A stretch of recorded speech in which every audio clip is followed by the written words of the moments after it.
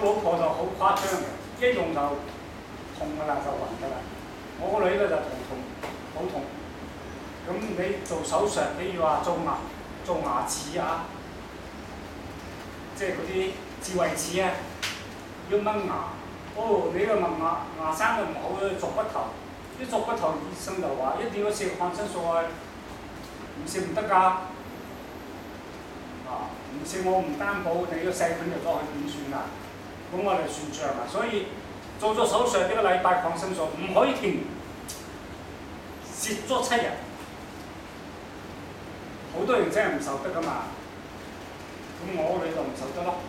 蝕咗1日就嗌救命啦！爸爸肚痛啊，點算啊？我話唔蝕咯，醫生話唔得㗎喎，咁唔得咁你痛7日啊？唯有唔蝕咯，唔針灸咯，咁就冇事。針灸都一樣可以提升人嘅免疫功能㗎嘛，係咪咁咯？而家有啲醫生都幾好嚇，佢知道你唔受得，唔蝕咯試下。就算手術以後有發燒，譬如話開刀傷到骨都有發燒㗎，個醫生就知道2日之內要退燒。我哋自身有一個退燒功能嘅，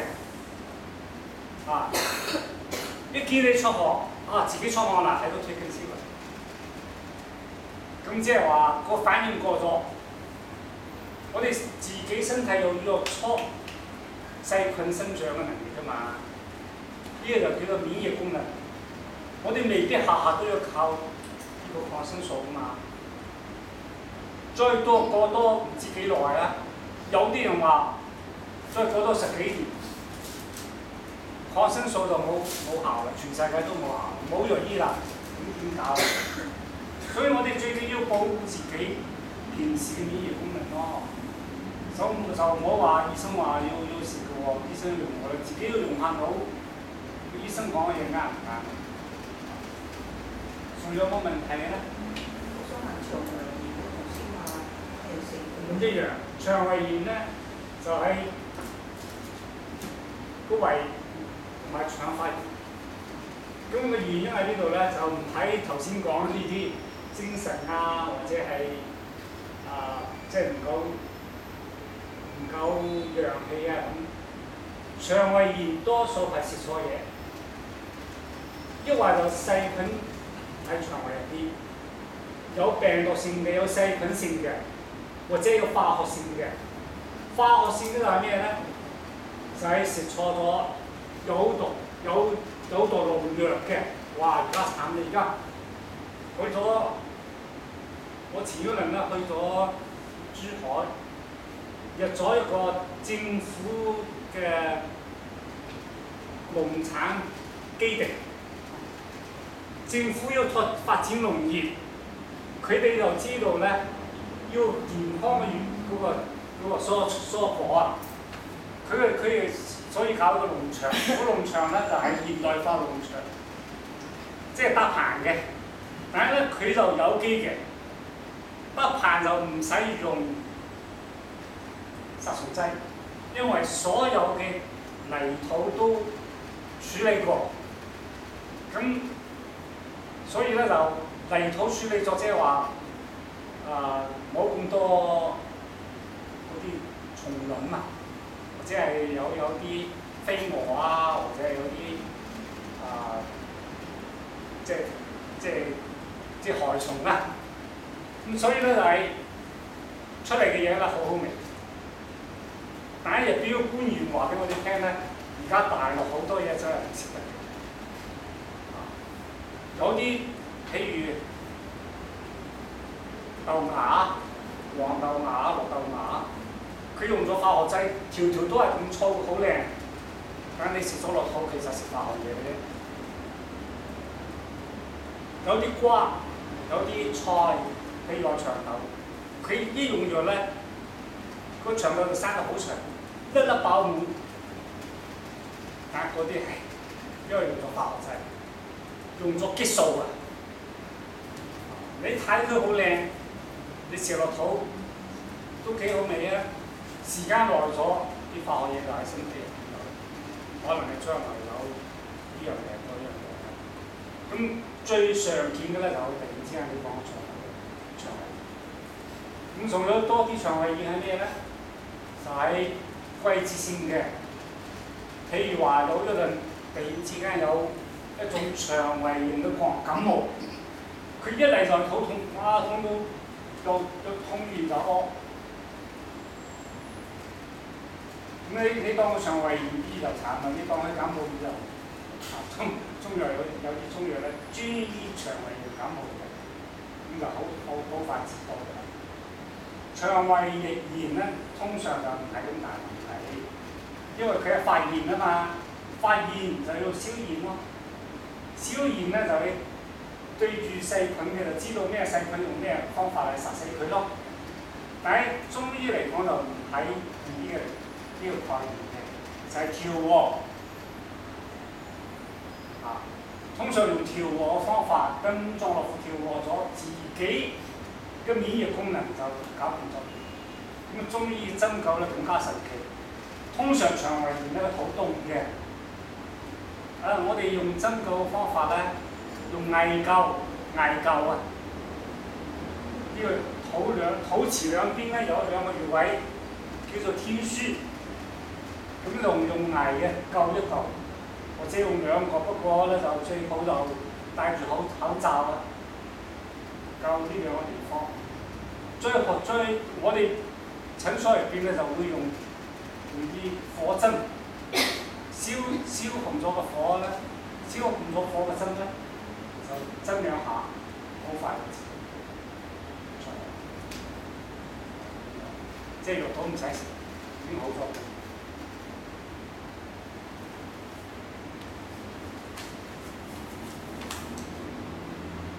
仲有咩都冇講。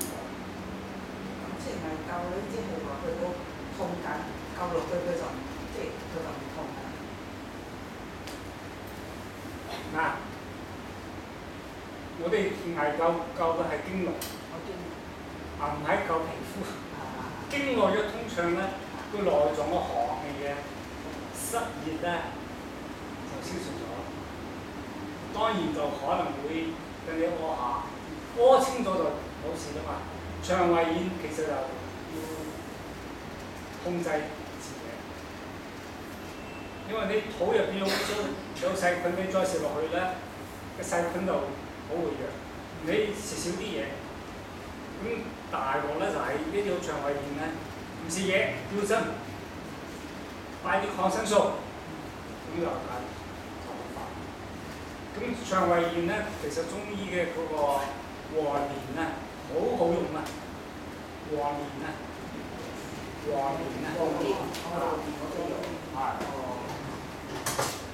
果屙咧，有啲和連素啊。買啲空門喺屋企。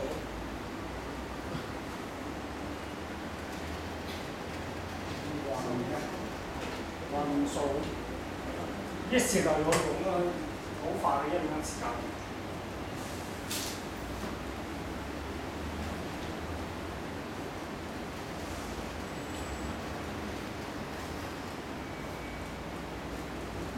消化性佢又即係佢個胃咧長期痛咯，都係要激氣先痛嘅。激氣先痛嘅。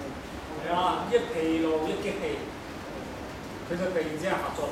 佢有應嘅，有啲嚟得好兇猛，咁一嚟咧就出去啦，胃痛啦。首先胃痛，跟住出血。咁慢性咧就有好，成日都有胃酸上嚟啊。即係黐炎不斷，佢有急性嘅，有慢性嘅。本身佢就係有起用我哋主先嘅話嘅。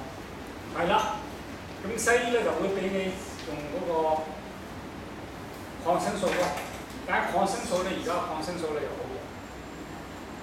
嗰啲胃酸倒流係咪嗰啲胃係？胃酸倒流咧就係胃多數係食道潰瘍。咁都係屬於呢個消化腺，因為食道都係消化道嘅一部分啊嘛。即係消化道嗰度。係㗎。佢食啲藥，有啲胃藥食落去已經好，我翻入嗰啲食到佢又嚟喎。就係咯，你一激起咪嚟咯，一撈爆或者一食生冷嘢咪嚟咯。所以唔食個生冷嘢。有啲人話會胃酸就唔好食甜嘢，係咪？話食甜嘢都會胃酸㗎。係啊係啊。係啊，食甜嘅會喎。甜嘢咧更加容易胃酸多咯。甜嘢一入咗肚入邊咧就變咗酸嘅。咁即係如果佢調理就要食中藥。我哋中醫就唔係調理咁簡單，直情係斷理。啲同你講啊，要揾中醫就係一個好有智慧嘅選擇。食好多中藥啊！梗唔係啦，食好多劑。針灸啊？唔係針灸。針灸同埋中藥一齊調理好快好。我哋唔主張用一種方法，幾種方法。首先針灸，等你個胃氣下降，肝氣上升，等你好快就覺得人嘅精力充沛先。啲人好個胃算得咩嘢事？啊！你睇到有啲魔術表現啊，或者係嗰啲雜技表演咧，有啲人鐵釘都食落去，佢對於藥可以屙出嚟，身體好咯。身體差嘅時候，你夠唔夠間食咧？刀片都食咗落去嘅。高塔啊，嗰啲嗰啲我唔識啦，真係見到有人咁做。玻璃食落去啊，照下照下，佢就咁樣食咗啦。呢啲特別功能，我就冇。我就唔主張運動嘢咯，因為消化性潰瘍咧，大家都知道，心火唔夠，胃火唔夠，肝氣唔上升。嗰啲人咧多數係中意運動嘢嘅，啲運動嘢咧，似乎就火就弱咗啲，俾人就舒服啲。但係個胃唔實㗎嘛，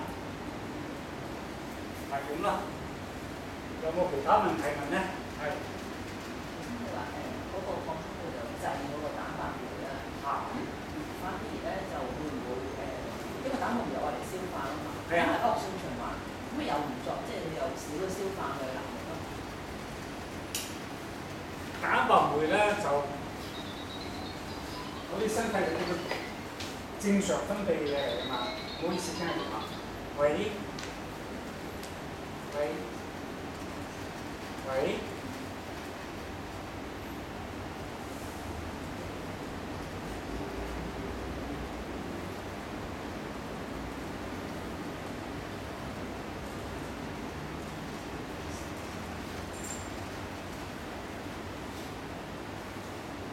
呢個講嘅即係呢個所謂酶啊，呢個酶啊，係消化蛋白質嘅一種生物催化劑。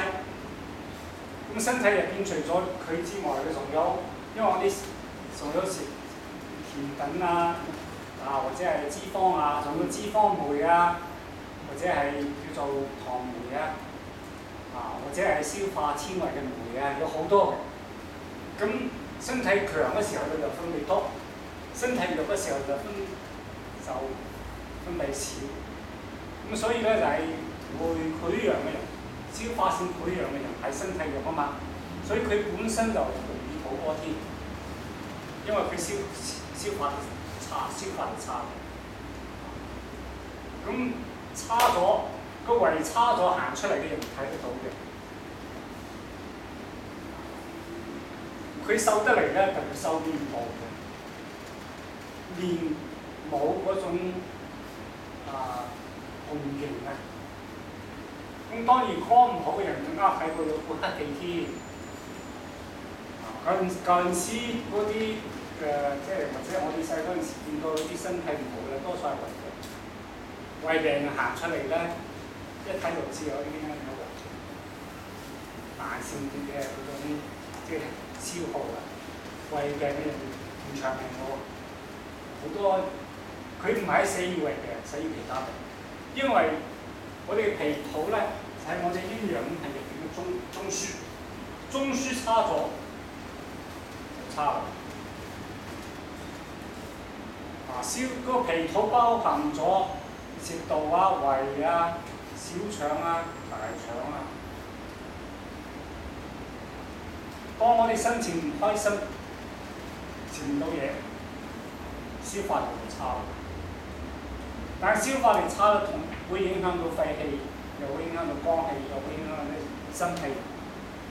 個腎氣又不足，有為則生，無為則死嘛。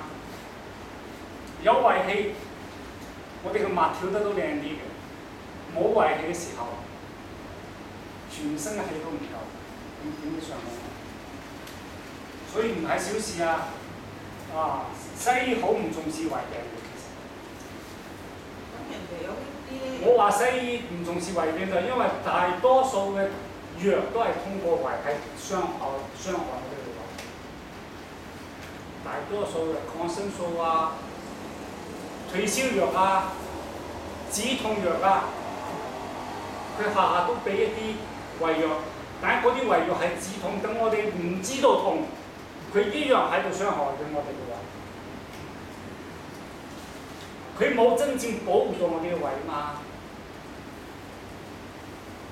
所以好多人食嗰個，譬如話毒血丸，食下屙血咯，食下冇胃口咯。點解啊？醫生醫出嚟嘅，醫生唔係想傷佢嘅胃，想等佢嘅血流得好啲，點知嗰啲藥咧就傷咗好。所以老人家問佢食呢樣嘢唔想食，嗰樣嘢唔想食，做咩嘢就已經俾嗰啲藥傷咗個胃啊！仲有咩問題？我想問咧，胰臟咧都係消化器官之一。係啊，有冇錯？就所以頭先講嘅第一個酶就係胰臟分泌咯。咁即係除咗胃，咁胰臟都有問題，都係咩嘅？咁我哋點樣保護胰臟，或者點樣醫治？胰臟喺中醫入邊咧屬於脾咯，屬於脾嘅。點保護啊？就一日三餐，朝頭早食多啲，夜晚最好冇食，即係食少啲啦。即係生活嘅作息問題，朝頭早起身做啲，夜晚就早啲瞓覺。而家啲酒吧嗰啲人點會留意呢啲問題？胰臟有時就唔飲得酒嘅。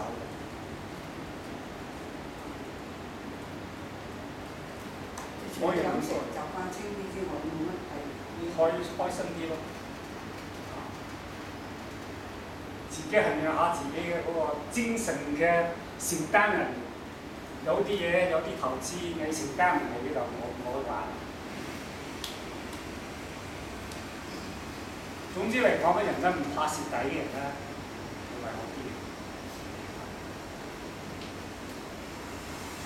頭先講胰臟咧，其實同胰臟最有關係嘅就係糖尿病。我見到所有糖尿病都係因為壓力太大，壓力大咧，佢唔想活動啊，唔想運動，唔運動唔出汗，佢肚入邊唔咗啦，但係又食好多嘢喎，咁就增加咗胰臟嘅壓力咯。胰臟嘅壓力越大，佢就想上升。就分泌多啲胰島素啊嘛，咁就變咗糖尿病。你一運動咧，運動嘅時候腸胃唔多肉嘅，但係運動完以後咧，腸胃有得多好嘛。咁就所以呢個腸胃好咧，首先要好肝啊，肝嘅疏導好。呢個係原則性嘅問題，就唔係話某啲藥係幫助胰臟。你食啲嗰啲降血糖嘅藥，幫唔到胰臟嘅，只會傷胰臟。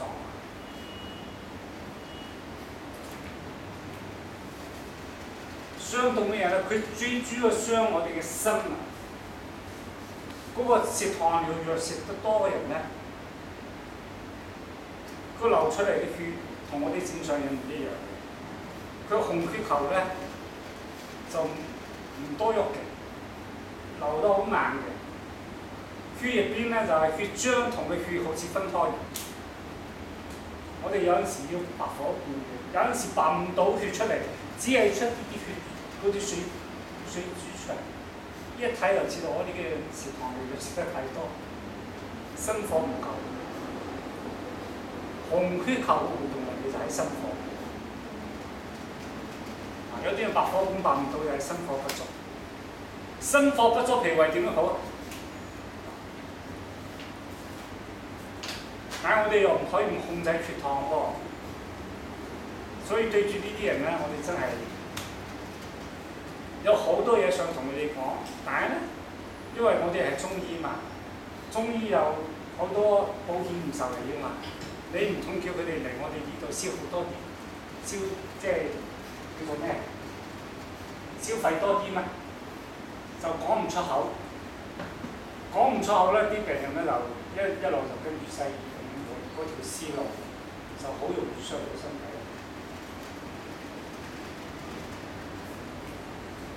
仲有冇關於呢個問題嘅？關於呢個課題嘅問題咧，即係消化性嘅嘢。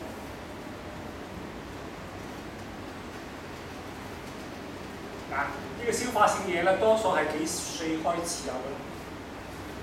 我覺得我個女咧就係從幼稚園去到小學嘅時候已經有。哇！一日到個小學嗰個學習環境咧就肚痛啦，瘦咗好多磅。問佢做乜嘢？唔開心咯。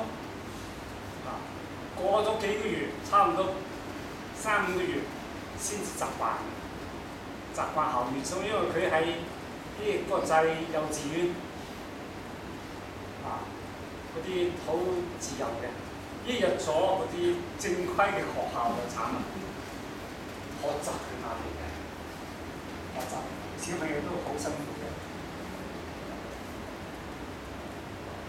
好啦，一路到咗有工作都係有壓力，好凄涼。而家社會一啲都唔，即係話物質雖然話豐富咗，但係一啲都唔幸福咯。我哋就曾經試過好快樂嘅時光啊！而家後生嘅就好凄涼，活動空間都冇。我哋嗰陣時，從大多數食嘅嘢都係有機嘅，可以100%係有機嘅。曾經即係試過嗰個年代，落化藥同埋化肥嘅年代咧，係60年代以後。我係49年出世，所以我曾經有10幾年嘅好乾淨嘅嗰個環境嘅。河入邊嘅魚都唔係塘養嘅，都係野生嘅。蝦蟹、黃鱔都係好靚嘅，而家邊有啊？而家水都污染晒，冇辦法，呢個係我哋必經之路啊！即係冇辦法對抗呢樣嘢，只可以自己選擇咯。嚟 Club O， 多啲去下有機農場玩下啦。仲有冇咩問題咧？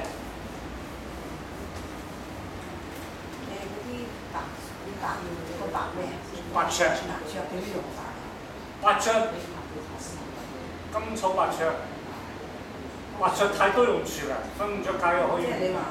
女人咧，月經唔可以食得用白芍。阿生嚟講下啦，白芍關於白芍嘅。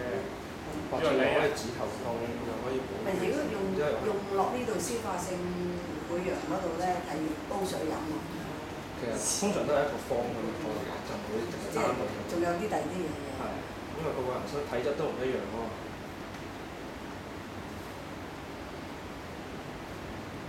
係淨係咁樣煲白芍就唔得嘅。冇嘅。唔係唔得，都可以，不過如果配合其他藥會更加好。咁唔知配合啲咩？咁就要睇嗰個情況，個人唔一樣，就咁樣睇好難講。即係一定要經過中醫開藥嘅。4診咯，要診斷佢係咩事。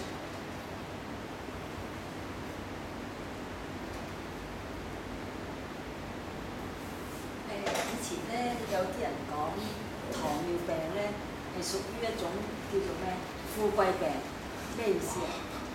飲食得好，因為有錢。以前咧就係喺舊陣時，譬如話50、60年代咧，中國人好少有呢啲糖尿病嘅，睇屋企有錢啦，食得又好啦，但係有錢嘅人屋企咧，通常煩惱多嘅。咁所以多數係肥嘟嘟嘅小運動，屋企有錢嘅就營養好嘅先至係糖尿病咯。而家就唔係啦，而家個個都有錢，邊個餓親啫？但係個個都承受好大嘅壓力。我好同情而家有啲宅男啊，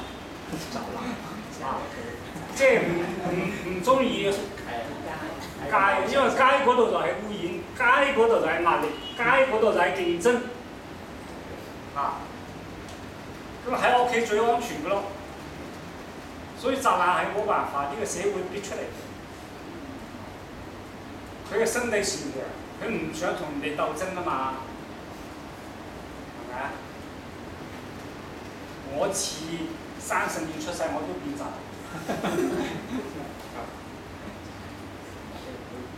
逃避啊嘛。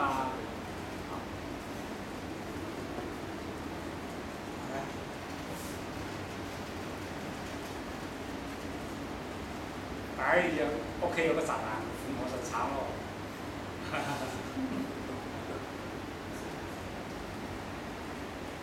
有冇其他問題啦？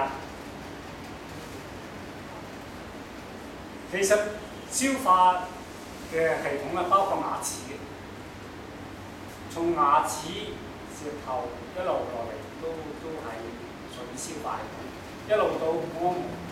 個肛門嘅問題咧就好多人都有嘅，就係有痔瘡。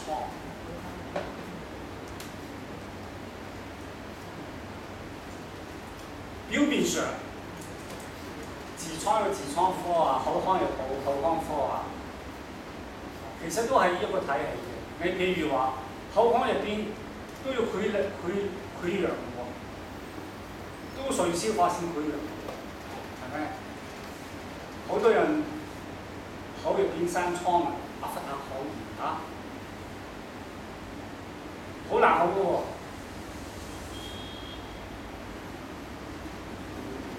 如果你醫嗰個口入邊嘅瘡啊，你唔重新嚟醫就好難。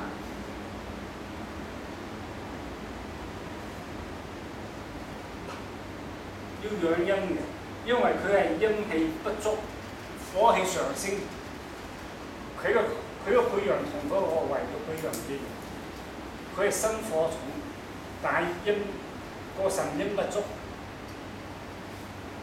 所以我哋用甘露飲。有隻甘露啊，通常見效嘅，因為佢養陰。養陰。甘露丸，甘露飲。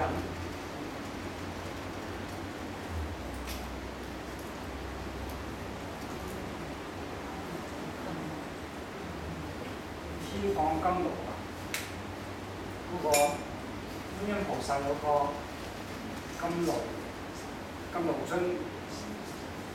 就邊度有苦咧，就俾啲甘露裏邊有科質嘅，冇濟生都有濟生。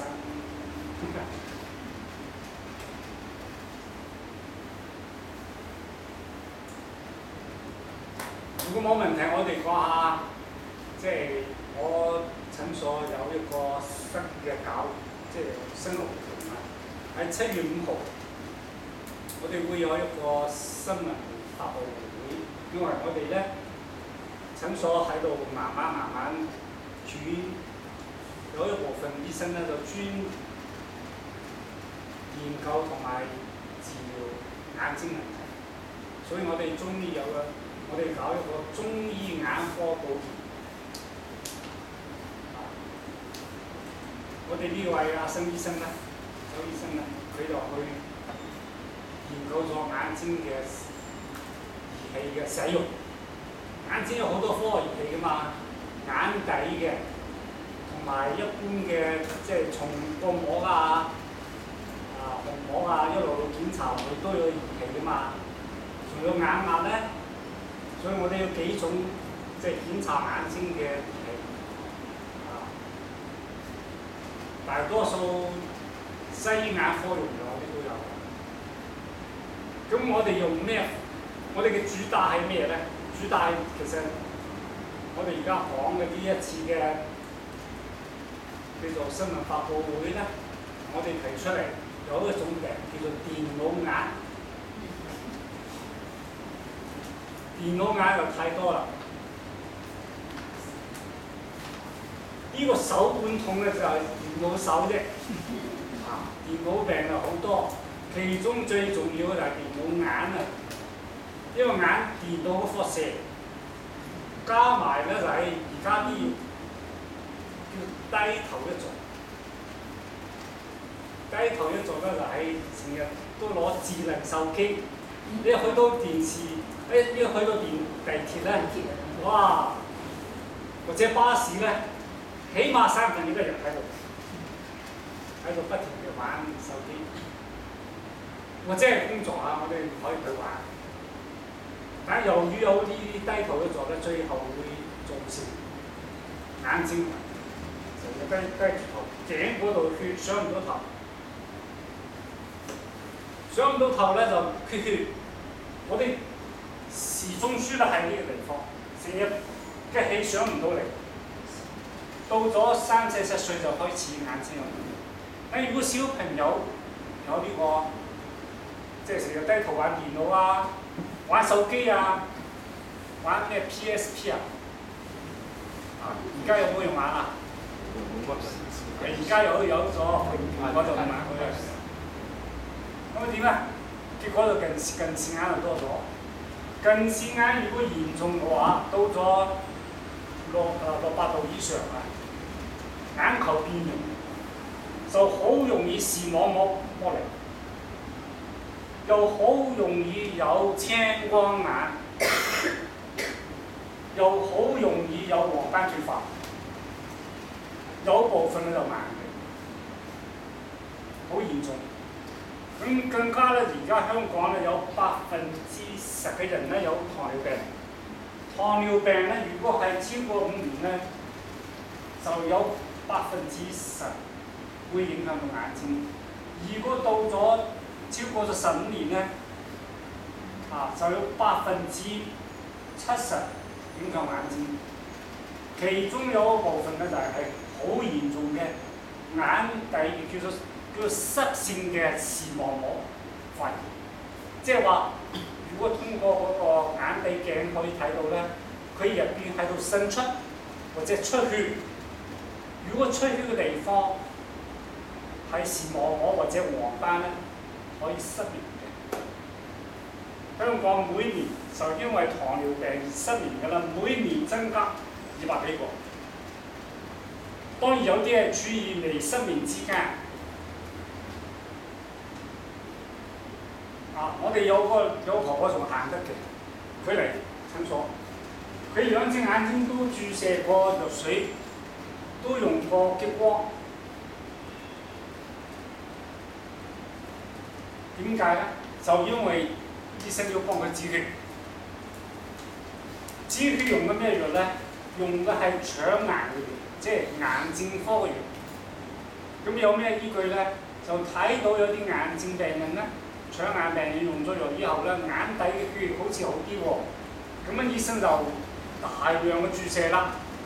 呢2年注射得好多，我哋見到有個婆婆，一隻眼睛由於不停嘅有滲出，就不停嘅睇醫生，醫生就不停嘅注射嗰啲藥水。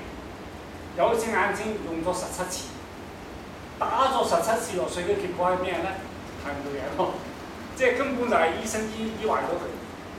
因為啲眼科醫生唔知道中醫可以止住呢個眼睛出血噶嘛。我哋止住眼睛出血係通過全身嘅調理疏通翻眼睛周圍嘅血管，佢就唔使出血噶嘛。我哋中醫醫眼睛唔止係醫眼睛嘛，醫埋佢嘅糖尿，調整埋佢嘅血脈經絡，疏通埋，咁就可以知道咯。但係而家由於大多數人對於呢個即係中醫眼科係陌生嘅，你哋有聽過中醫眼科未啊？你知唔知中醫有幾千年嘅醫眼科嘅經驗啊？唔知嘛？個個就知道眼睛問題，中醫把下咪知嘅咩？咁而家飛蚊症嗰啲有冇醫？梗係有啲醫啦，飛蚊症啊、白內障啊、紅外炎啊，而家好多。我有個小朋友係我個女嘅同學，前年佢拜年，佢話我而家要食類固醇啊，一食10幾粒。我話幾時開始啊？而家開始咯，啱啱睇過眼科醫生，因為佢已經用咗2年嘅眼藥水，類固醇眼藥水，不斷嘅發炎。佢醫生話我止唔到咧，就攞一大扎類固醇俾佢。我話你食咗呢啲，仲有夠嘅，好靚嘅小朋友，將來唔知咩結果啊嘛，副作用太大啊嘛，我就幫佢醫咗1年，好翻晒。舊年咧而家咧就再 check 翻嚟，睇下佢有冇，因為我哋以前冇啲眼科儀器嘅，就而家有咗眼科儀器咧，就嚟咗眼科專家。嗰個專家以前喺中文大學專研究眼科嘅，研究黃斑嘅，咁佢用我哋嘅機器咧就 check 出嚟嘅結果咧完全好翻，即係整個紅外入邊冇一樣係冇一個紅外出現問題，但係咧就因為用咗2年嘅類固醇，20歲先有白內障，而且個白內障咧就唔係普通嘅嗰個晶體出現問題，係晶體包住晶體嘅嗰個膜，即係固定晶體嘅膜嗰度已經污糟咗，西醫又冇辦法，因為呢啲係西藥。咁而家我哋搞中醫眼科咧，不論你係咩病，我哋都可以預防之餘就可以治療。呢種治療咧就係、譬如話糖尿眼，糖尿眼最常見嘅3個大問題咧就係、白內障啦、視網膜嘅變咧，即係有出血啦，或者係有缺血。水腫，或者咧就黃斑退化，特別係濕性嘅黃斑退化啦，好快眼睛盲咗嘅。咁佢唔係一下子嚟嘅喎，佢係逐年增加嘅喎。啲人咧有咗糖尿病自己唔知嘅話咧，當眼睛蒙咗啦，一睇，哇！你眼睛點解咁樣咧？又有白內障啊，又有視網膜啊，又有黃斑啦。再驗血先知道有糖尿病，已經遲咗啦。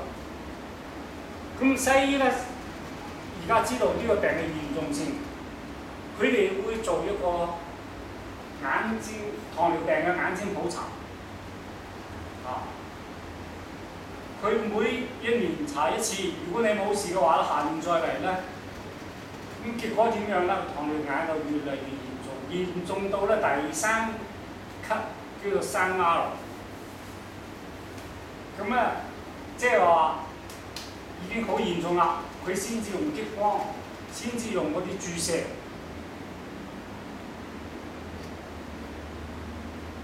可唔可以早啲嚟嘅？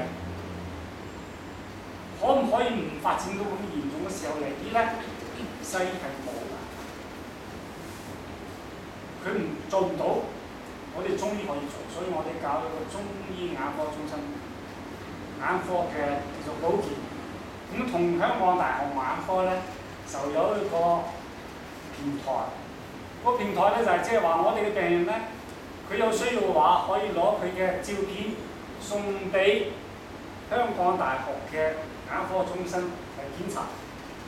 檢查咧就眼科中心嘅專家咧權威咧。就判斷呢個眼睛有咩事發生咗，然之後咧嚴重嘅咧就話要俾西醫，如果唔嚴重咧，就下次再嚟。我哋中醫眼科保健中心咧，唔嚴重都好啦，我幫你降低，幫你徹底消除。咁啊，而家咧就7月5號下晝3點鐘咧就開呢個新聞發佈會咧，就係睇我哋點樣發現嗰啲小朋友啲電腦眼啊！我哋有好多照片，就有啲10幾歲，有啲20幾歲啦，佢係點樣引起電腦眼嘅？啊！咁我哋嘅醫療方法係點樣幫到呢啲電腦眼嘅？就做呢樣嘢咯。如果有興趣咧，就可以嚟。電腦眼佢而家係症狀係點樣？電腦眼嘅症狀咧有好多種，有啲係字眼，咁照眼底鏡咧就睇到好細個咧就有血管嘅硬化，或者咧就有一啲或者係眼痛啊、眼乾啊，眼乾好多啊！而家好多人眼乾啊，成日都有啲眼水啊，係咪？或者眼紅啊，或者係眼黃啊，嗰啲症狀啊。咁如果查到病咧，就除咗佢年紀增加，就會有青光眼，就會有飛蚊症啦，就會有其他視力方面嘅障礙啦，就係咁多。你摸下佢嘅頸咧，因為佢成日低頭都做㗎嘛，頸肌疲勞嘅，摸下咧深層嘅肌肉咧，韌帶咧壓痛嘅。咁所以醫電腦眼咧，唔止係啲眼睛，係整體嚟。地址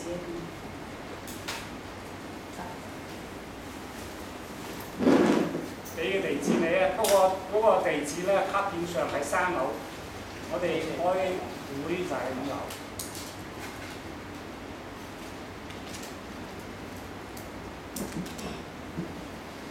有冇問題？有問題就再提出嚟，冇問題啦。我哋今日嘅時間夠啦，到此結束啦。多謝啊，謝晒。